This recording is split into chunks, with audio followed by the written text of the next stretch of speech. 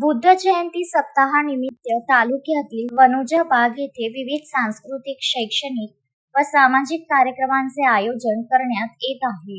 याच अनुषंगाने 5 मे रोजी वनुजा बाग येथे सप्तखंजिरी वादनाचा विशेष कार्यक्रम मोठ्या उत्साहात पार पडला. या कार्यक्रमात संदीप पाल महाराज यांच्या प्रमुख उपस्थितीत खंजिरी वादन सादर करण्यात आले. त्याच्यासोबत नाजूकराव पिसाट व त्यांच्या सहकाऱ्यांनीही सहभाग घेतला. कार्यक्रम रात्री उशिरापर्यंत रंगला. सिद्धार्थ वानखडे मित्रमंडळ वनुजा यांच्या वतीने या कार्यक्रमाचे आयोजन करण्यात आले होते.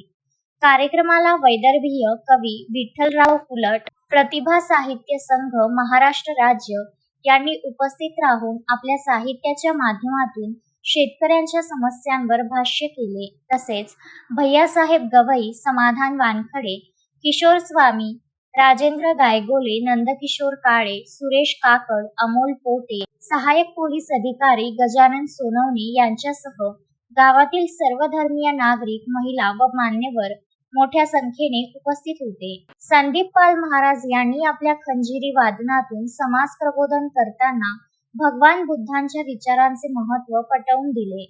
बुद्धांचा मार्ग स्वीकारल्यास देशाची प्रगती होईल आणि अंधश्रद्धेपासून दूर राहणे आवश्यक आहे असा संदेश त्यांनी दिला. तसेच संत गाडगेबाबांच्या कार्याचा उल्लेख करत समाजातील अंधश्रद्धा दूर करण्याचे आवाहन केले.